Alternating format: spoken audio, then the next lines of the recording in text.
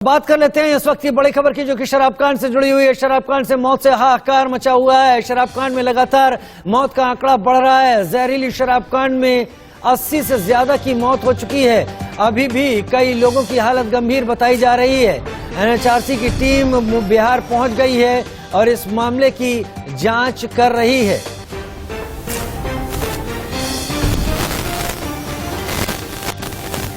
जहरीली शराब कांड में 80 से ज्यादा लोगों की मौत हो चुकी है अब तक।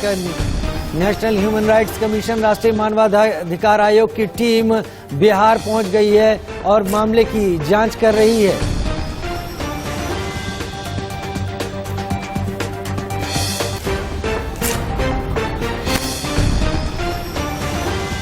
और इस बीच एक और बड़ी खबर सामने आ रही है। एक जेडीयू नेता के घर से भी बिहार में शराब बरामद हुई है। छपरा में जेडीयू नेता के घर से शराब जब्त की गई। पुलिस ने एक महिला को गिरफ्तार किया। पुलिस और एसटीएफ की टीम ने छापेमारी की है। छापेमारी के दौरान शराब की एक खेप बरामद हुई। अंग्रेजी और देसी शराब की 60 बोतलें बरामद हुई। पुलिस ने एक महिला को गिरफ्तार किया है।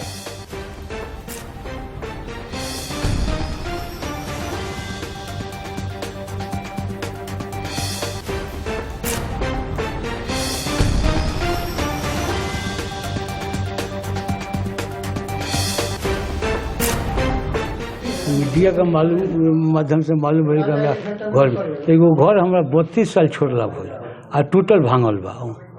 उमे दरवाजा फरवाजा कुछ नहीं थे। कौना साजिश के तरह में रख के साजिश कैले बा, एकर हमरा कोनो मालूम नहीं। कि हम सरकार से मांग करते हैं कि जल्दी से जल्दी एक जांच हो कि सरकार के बदनाम करे खातिर काम कर रहा बा लोग। एक जांच हो कि मैं के धरो लोग का कोई का हमरा के बदनाम करे खातिर, हमरा सरकार के बदनाम करे खातिर। हमारे कामेश्वर से नंबर।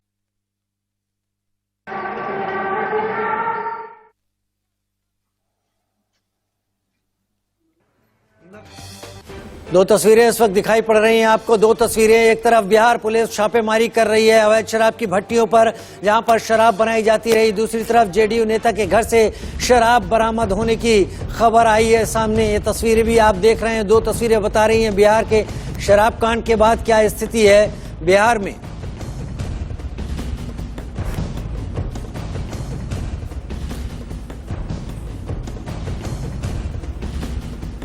दो तस्वीरें लगातार आप देख रहे हैं इस वक्त टीवी स्क्रीन पर। एक तरफ बिहार के अलग अलग हिस्सों में बिहार पुलिस इस वक्त छापेमारी करने पर लगी हुई है और दूसरी तरफ लगातार जब्ती हो रही है शराब की। शक्ति सिंह हमारे साथ लाइव ज्यादा जानकारी के साथ इस वक्त जुड़ रहे हैं। शक्ति, हम 2-3 दिनों से लगातार इस बिहार शराब कांड को जनता के सामने रख रहे हैं और आप भी दिखा रहे हैं तस्वीरें जहां पर खेतों में इस तरह की अवैध शराब बनती हुई जहां पर पकड़ी गई है, भट्टियां पकड़ी गई हैं। लेकिन अब जेडीयू नेता के घर से भी शराब बरामद हुई।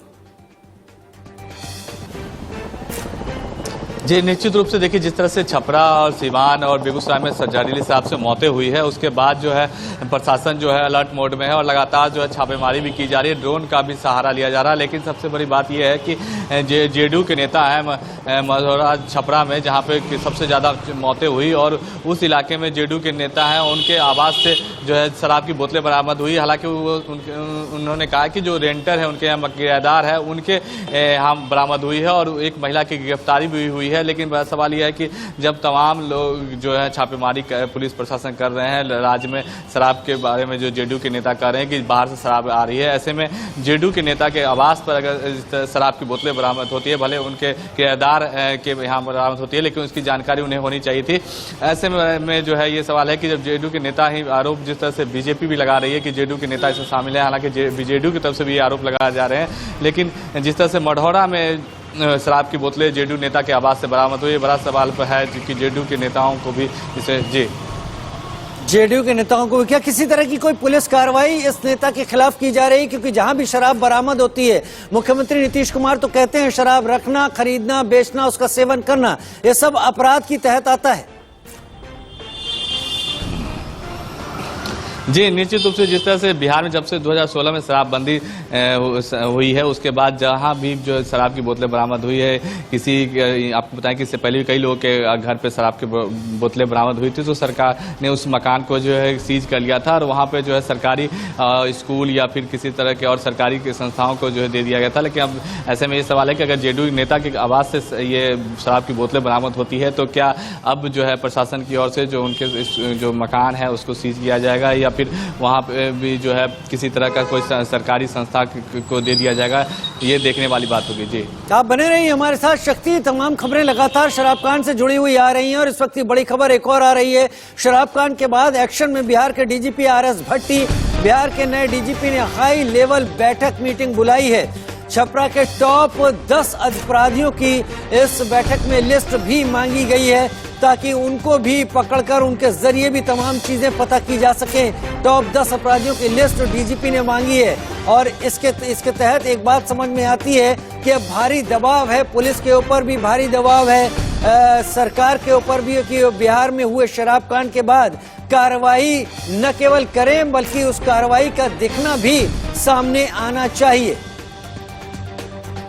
शक्ति हमारे साथ लाइव इस वक्त जुड़ गए हैं। शक्ति, छपरा के 10 टॉप अपराधियों की लिस्ट मांगी गई है, एक हाई लेवल मीटिंग बुलाई गई है। क्या उम्मीद है इस मीटिंग में, क्या किस तरीके की नई रणनीति होगी बिहार पुलिस की?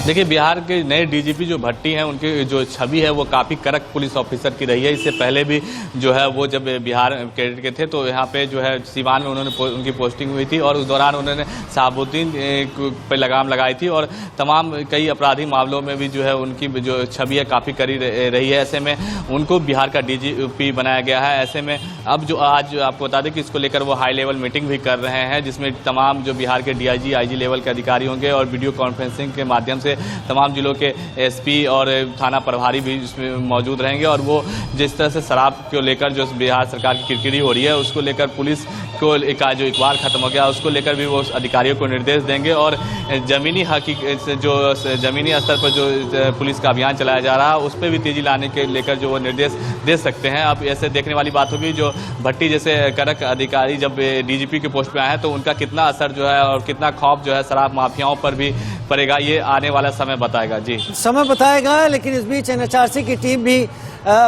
लगातार बिहार में मौजूद है। आप बने रहिएगा हमारे साथ। इस बीच एक बड़ी खबर का रुख कर लेते हैं। शराब कांड के बाद प्रशासन भी एक्शन में आ गया है। बिहार में शिवहर के कई इलाकों में ड्रोन के जरिए भी निगरानी हो रही है। ड्रोन कैमरे से शराब के खिलाफ निगरानी की जा रही है कि अवैध शराब का सेवन या अवैध शराब का ट्रांसपोर्टेशन तो नहीं हो रहा कहीं। पुलिस ने सैकड़ों लीटर शराब बरामद की है। शराबियों की लगातार गिरफ्तारियां इस बीच जारी हैं जो शराब का सेवन करते पाए जा रहे हैं या वो लोग भी पुलिस की नजरों में हैं जो इस शराब के अवैध धंधे से जुड़े हुए हैं।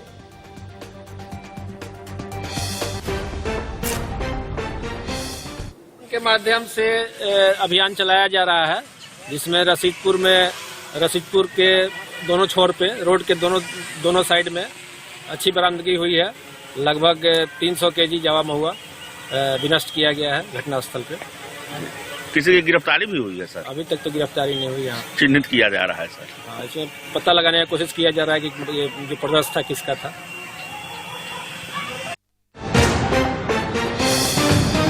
एक और बड़ी खबर का रुख कर लेते हैं। इस बीच एक और बड़ी खबर, बिहार के बीजेपी के वरिष्ठ नेता सुशील कुमार मोदी ने नीतीश कुमार पर हमला किया है। नीतीश की शराबबंदी पूरी तरह से फेल हो गई है। सुशील मोदी का बयान, बिहार सरकार को आर्थिक नुकसान भी इसके चलते हो रहा है। दलित, आदिवासी और गरीबों को जेल भेजा गया है शराबबंदी के चलते। शराबबंदी की नीति सही तरह से लागू नहीं हुई। बिहार के गांव-गांव में शराब बन रही है।